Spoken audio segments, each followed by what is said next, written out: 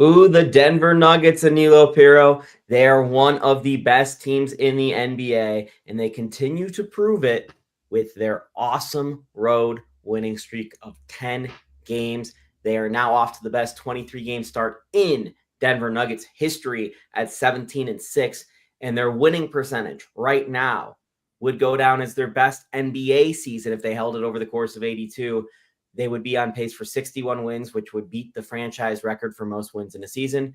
In the NBA, they still pale in comparison to the top ABA seasons that the Denver Nuggets once had. Point being, the Denver Nuggets are in rare air right now, both in their own franchise's history as well as across the NBA, playing really good basketball despite that little home losing streak that got everyone freaked out last week. Yeah, you got to love it, man. And, they'll wrap up this little home or this little road trip here with a matchup against Sacramento on Thursday. But to your point, man, let the good times roll on the road. They take down Indiana 135-120, 134-133 against a pretty pesky Atlanta Hawks team. And then last night, steady victory 115-106, despite it being close at some point. I think it was like they were down or up one going into halftime last night against Charlotte. But you cannot complain about the Denver Nuggets right now. Jamal Murray continues to be electric for this team, which is absolutely critical. I mean, they're winning in spite of not having Christian Brown and Aaron Gordon out there. I know we'll go back and forth on some defensive questions throughout the course of the show. But on the road, everything coming up Nuggets right now, Jake. Yeah, and I thought the biggest game in the last 3-game stretch that we saw since we've talked to you on the podcast was that Atlanta Hawks game where the Denver Nuggets win in a tight game, 134-133, an awesome defensive possession by Jamal Murray late in that game, as well as the offense. We're talking about Jamal going like for 30 a game basically right now, having some massive games on the road in Indiana. And then last night, and the best game or best play maybe he makes in all these games was that defensive stand against Atlanta where he only has 23 points. Jokic was awesome in that game. And we kind of previewed it as a game of contrasting styles, and the Nuggets, who have really struggled on defense in clutch time in important spots this year, proved to me in the second half of that game. And yeah, they allowed 60 points in the second half. Their defense did allow 60 points in the second half. But if you watch that game, their defense was on a different level in the second half when the Nuggets outscored them 80-60 with the pace of that game. So I thought that game was highly impressive, and that was the night it felt like that the win streak would finally come to an end on the road. But instead, Tim Hardaway Jr. is doing his thing off the bench. Nikola Jokic was awesome. Jamal, like I said, makes that big play down the stretch. Cam had some valuable contributions throughout the course of the game, and then Bruce Brown, one of his better games so far in his return. So loved what I saw out of that Atlanta game. And Anila, I'm going to give you the most insane stat from that game. Just one insane stat. In Nikola Jokic's career, which is 542 wins in his career, including the postseason. It was the only time that the Nuggets were outscored by 15 points when Jokic was on the court in every single one of Jokic's career wins. Wow. Yep. That's how good the Denver Nuggets were around Jokic on Friday night. Well, you love to see that. And I mean, that was a gutsy victory. I was out, it was my lady's birthday over the weekend. Happy birthday to the lady. And, so I was busy, trying to be a boyfriend, trying to be a good guy because, with this business, I know you're married and you're doing the whole life thing as well. Sometimes that falls by the wayside, but I'm like, the birthday comes around. I got to lock in for this. Right. And so I'm kind of keeping tabs of this game on my phone. I'm trying to see what's going on. And I see they're down kind of big, right? And then you throw out this stat, and the resiliency for this Denver Nuggets team is absolutely impeccable. And you want to see that carry back over to the home games at Ball Arena. I know you and I talked about that extensively last week, that we think this is more of an anomaly with their struggles at home. But you throw out that number, man, and that's exactly what you were looking for with this version of the Denver Nuggets. When you ship away Michael Porter Jr., bring in Cam Johnson, Jonas Valanciunas, Bruce Brown, Tim Hardaway Jr. and company, that is exactly what they're here to do. And that's some excellent complimentary basketball that we saw on Friday in the second half. So in Friday's game, Valanciunas scores just 8 points, but he hits all 4 of his shots, and the Nuggets scored 41 times on the 25 possessions he was in over the course of 12 minutes. So far in the season, the Nuggets are minus 0.7 with Jonas Valanciunas on the floor. Wow. That is fantastic. And that's according to raw net rating. In non-blowout time, so exclude all the low leverage stuff, like real action. The Nuggets are actually plus 7.4 with Jonas Valanciunas on the floor this year. And to me, this is why the Denver Nuggets have started out this way. You know, we can chat about the fact that Christian Brown and Aaron Gordon are gone. That is huge, and there's no disputing that. But the fact that they have someone on the bench that can just buoy the team at the position that is the most important position on this team, because the entire team is built around the center position. So when you take that guy away and you've got Zeke Naji there, it doesn't work. When you bring in a guy that was a top 5 pick and has been in the league for 15 years, it can still work. And I think that's what we're being proven. And, you know, it's been center after center, Anilo, whether it's JaVale McGee 1, JaVale McGee 2, Mason Plumlee, Isaiah Hartenstein, who we know to be a very good player in this league. Even Mason Plumlee's a good player. Like, they've tried this with so many different guys. And the only time it even started to look to like it might work a little bit, and we know what was going on away from the floor, was DeMarcus Cousins. So you take that model and you find it in a very similar styled player in Jonas Valanciunas, and the Nuggets are finding a lot of success, and you're seeing it on a night-to-night basis. Even last night against Charlotte, and I know Charlotte stinks, and especially their big depth is not good, but Jonas came in there and controlled the game several different times when he was on the floor in the second half, when the Nuggets were trying to come from behind on the road. And that, to me, is one of the things that has been so important, is Nikola Jokic isn't having to swim upstream every time he is on the floor. He is sometimes just having to start from a neutral position, and that is such a huge boost to the Nuggets. Yeah, I want to ask you real quick. So, 3 games down on this road trip. They'll play Sacramento on Thursday, as we alluded to, but they take down Indiana 135-120, beat Atlanta by the 1 point, 134-133. I like what you're saying about Jonas Valanciunas. And then last night, they win 115-106. And the outlier in that game is only having to score 105 points compared to 130 plus. Was the win last night because Denver did something defensively, or is Charlotte just that mid on offense? I think the 3-point shooting calmed down a little bit from Charlotte. It was really hot in the first half of that game. Shout out my boy KJ Simpson. He looked great in the first half of that game. Sir. I have a KJ Simpson connection that goes back to the high school I would have gone to in California, believe it or not. That's where he played. Crazy. Good dude. So always happy to see him play, but he was only playing because LaMelo Ball's out. And that is part of this, right? Like, they're missing their star players, and we talk about it every night in the NBA. Some guys missing, some guys not. Well, it's a little different when you're missing your best player versus you're missing your second or third or fourth or fifth best player, right? So there's a reason why Charlotte's been stuck in perpetual rebuild for a long time.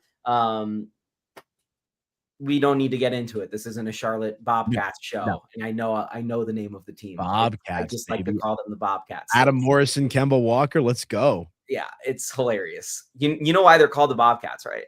I have no idea. The original owner's name was Bob Johnson, so he named them after himself. It's amazing. It's amazing. So we don't need to get really into the Charlotte lore.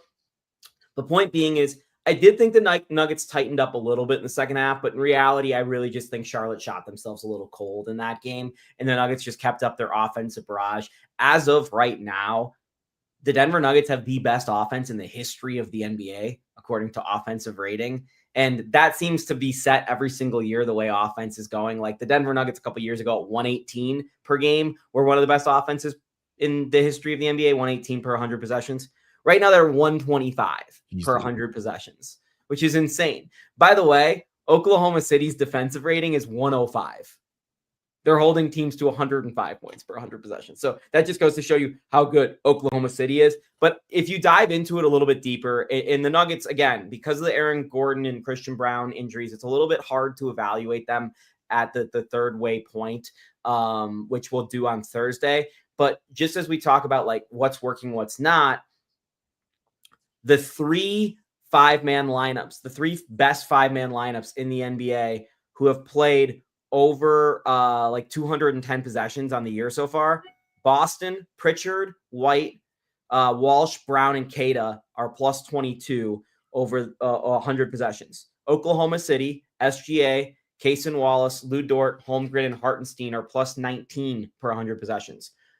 The Nuggets, Jamal Murray, Cam Johnson, Peyton Watson, Spencer Jones, Nikola Jokic at plus 17.9 per 100 possessions. But if you tighten the chamber a little bit on this one, Anilo, the best five-man lineup in the NBA who has played over 300 possessions together in the league this year. Murray, Brown, Johnson, Gordon, and Jokic plus 13. So the greatness is still there with the Nuggets, is the point of all that. And we're seeing it on the road lately, and we're seeing it in the start.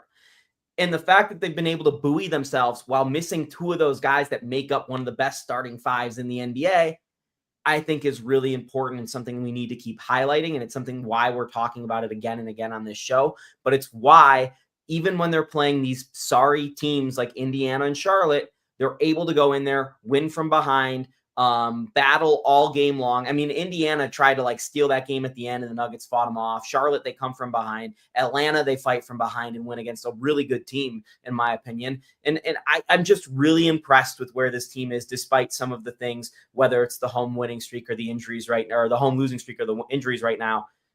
I come away more impressed than I am disappointed.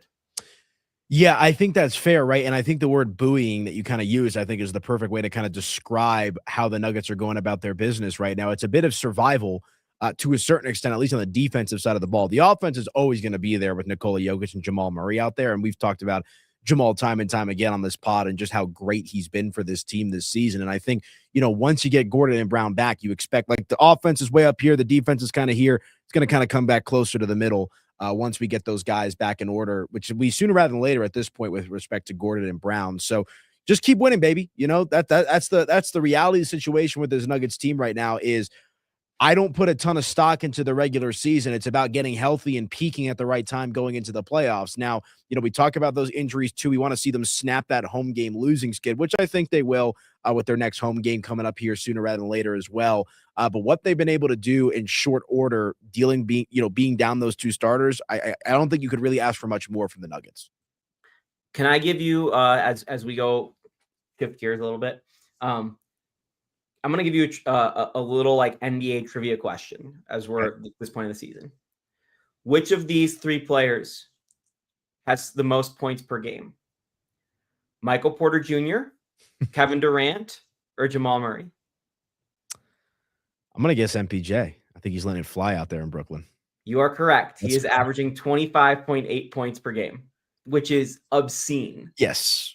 But not unexpected, right? I see this stupid narrative going around on Twitter about oh my gosh, the Nuggets gave up Michael Porter Jr. Look what he's doing in Brooklyn. Cam Johnson can't do this. We all knew that.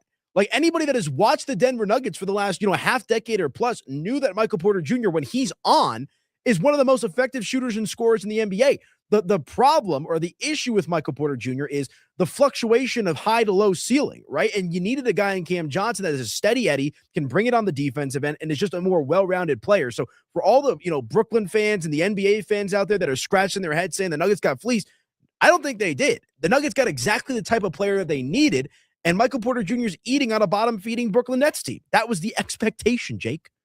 Yeah, I mean, he was a favorite to be the leader in points per game in the NBA this season in some odds makers. He's got more 30-point games, I think, this season already than he has in the last, maybe his entire Nuggets career combined. I only went through 1 year of game logs.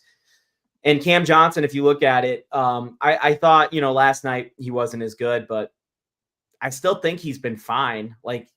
If this is the worst version of Cam Johnson that we're continuing to getting, the Nuggets are in great shape because I think he's getting better and he's finding ways to fit into the team. So this isn't really an MPJ conversation. I just find it funny that we're sitting here and MPJ is doing basically exactly what I expected and people are freaking out a little bit. And remember, Anilo, I was the guy on this podcast. I've done it on social media. People are still mad at me. I said last year at the trade deadline, I'd rather have Michael Porter Jr. moving forward than Kevin Durant. Every single statistic since then has proven me correct, except for MPJ's playoff performance, which came with an injury. So I can't really count that. We're talking about one of the greatest scorers in the history of the NBA and a guy who's been waiting to hoist 20 shots a game. A guy MPJ, 25.8 points per game. Kevin Durant, 25.3 points per game. Jamal Murray, 25 points per game. That's how good Jamal Murray's been. No, 100%. I think you paint a perfect picture there. And again, just to kind of double down on it, that's exactly what this Denver Nuggets team is needed out of a guy like Jamal Murray. And I still question, maybe I shouldn't question it, why all of a sudden has he flipped this switch early in the year? I think there's a litany of reasons as to why that could be the case. But, that the fact of the matter is the Nuggets road win streak is happening because of Jamal Murray.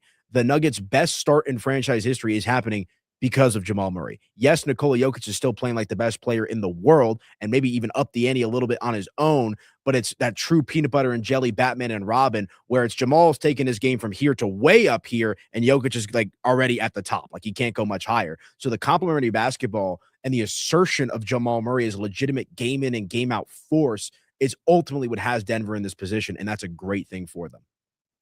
Yeah, Jamal's been fantastic. And over the last 7 games, he's now averaging more than 30 points per game.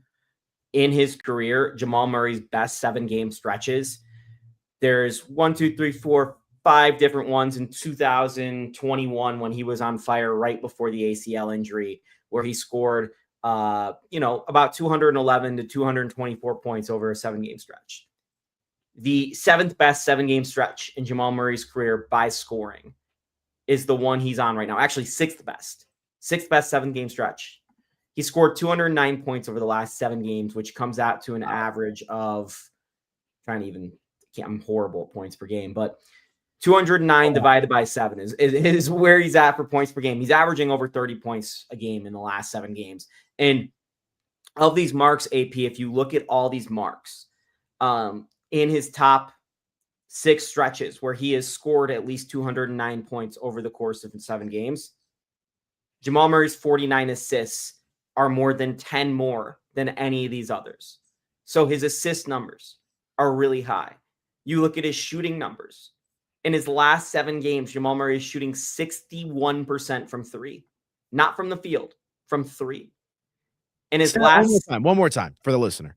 His last 7 games, Jamal Murray is shooting 61% from 3, 89% from the free throw line, and 57% from the field. He's actually shooting less good from the field than he is from the 3-point line, which is just insane. That's insane. Yeah, but that again, I'm pointing this out because Jamal, as someone who came into the league as a shooting guard, turned into a combo guard. He is playing as the best version of himself as a point guard right now. And he does not get enough credit for being a really good point guard. If you look around the league in assists per game, right now, Nikola Jokic, we all know, is leading the league with 11 assists per game. Jamal Murray is like not only on this list, Danilo, he's 11th in the NBA in assists per game at 6.8. He's right behind Russell Westbrook's 7. Like, there is a world this year where Jamal Murray finishes in the top 15 in scoring and top 10 in assists. That is not unreasonable. And he does not get the love and credit he deserves. Yeah, he probably won't be an all-star still. It's just ridiculous. I mean, we talked about that little wax poetic last week about if Jamal doesn't make an all-star team this year, like, I just don't think he's ever going to make an all-star team, right? But again, I just don't think there's enough good things that we could say about Jamal right now. Look, and I've been critical of Jamal in years past, and I think that's because when you have the best player in the world, you need to maximize this window, right? Like, I think the Nuggets need to get Nikola Jokic a second championship to firmly cement him in the hearts and minds of the basketball, pundits out there as one of the greatest players of all time. I think if he has 1 ring, he falls into that category of a Dirk Nowitzki, which is not a bad category to be in, but I think you and I both agree that he's a much better player than Dirk was in his prime, and he was an incredible player. And so, I'm just excited. I cannot wait. I know we got to wait a long time, but when they play Oklahoma City, dude, I mean, that is going to be absolute must-watch television. Hopefully Denver's healthy when those matchups do eventually come around. But again, for the time being, I know it's not that it's boring, but like, keep on keeping on, right? Like, we don't want to have to talk about, home game losing streaks anymore. Like, the Nuggets should be boring right now because they should be able to just win these games with that tandem of Jokic and Murray and some other guys contributing along the way. Yeah, they have a fairly quiet month. I think they only have like 3 games in the next 11 days or something crazy like that. They've got a bunch of games at home here now coming up. And then they've got that long road trip after Christmas. So the schedule doesn't really heat up until maybe 15, 16 days from now, where things are really going to start to get on fire through basically the All-Star game. And hopefully Christian and Aaron rejoin you. But last night I thought just was a perfect encapsulation of a Nuggets game. I kind of waxed poetic, like you said, about Jamal after one of those games earlier this week, and I talked about it on Monday and whatnot. The level that we saw last night from Jamal and Nikola the end of a road trip because the Nuggets came home last night and then they're going to Sacramento. No one wanted to be there. Those two guys just are fighting like hell to get the Nuggets a win, even against a bad team. They pull it out. Like, that was just a classic Jamal and Joker game where nothing was really working besides those two, and they find a way to win a game. And neither team really scored that much, and they just did it. Like, they found a way. And that is the thing with this duo that has been so successful, is they have done so many different things and different styles to make it work. Last night, it was Jamal in the first quarter. Then Nikola took over the rest of the game, and the Nuggets won. A lot of times it's Nikola early and Jamal late. And it was a great encapsulation of these two are still together. And at the core of all these things, Nuggets, which we talk about the depth and all the things that they're adding. And, they're going to need the defense. They're going to need the depth. There's no disputing any of this. But at the end of the day, they just need Nikola Jokic and Jamal Murray to be elite. Last night they were, and they continue to be throughout the start of this season. And for as hard as people were on Jamal Murray so many different times throughout his career, they need to be doubling over in praise for him right now, because he looks like the best version of himself, and he looks like one of the best point guards in the NBA. Yeah, for sure. I agree with you 100% there. And there's really no indication that this should stop, right? I think we know Nikola Jokic is always going to be Nikola Jokic as long as we have him in his prime, right? And I think with Jamal, like, he just looks hungrier than ever, like more locked in than ever. Outside of the playoffs, I guess you could say, but like in a regular season form, this is easily the best stretch of games to open up a year that we've seen from Jamal Murray in his career. And why would that slow down? You mentioned that it's a bit light on the schedule this month, maybe a couple off days that should benefit the Nuggets, right? But at the end of the day, man, Jamal goes and keeps playing the way that he is, and Jokic is doing Jokic things. I mean, there's no reason why this team, won't be ready come playoff time. We're going to talk about playoffs, stuff like that. Playoffs. His son's up in CSU now. Rams. I saw that. That's pretty cool. I know you're a buff, but that's a great hire for CSU. I'm glad that they're happy. That makes me happy that they're happy. I was told many nasty things by CSU fans this weekend. I'm sure you were. You usually get that sometimes. It happens. On Thursday's show, we will talk playoffs. And some other stuff that we've seen very early on in the NBA season as we kind of look back at what we've seen so far, what we're going to look forward to. Nuggets don't play until Thursday, so it's going to be a bigger picture stuff. We're going to talk about maybe some trades we'd like to see, not just with the Nuggets, but around the league to shake things up, and who might start tanking, who are the top teams. I got to tell you, Anilo Piro was right about something so right, and I was so wrong. On one of our preseason prediction pods. I think he knows what I'm talking about. We'll talk about that on Thursday. MVP race, all that type of stuff, bigger picture stuff we'll talk about on Thursday. This is the Mile High Hoops podcast. He is Anilo Piro. I'm Jake Shapiro. We will talk to you then.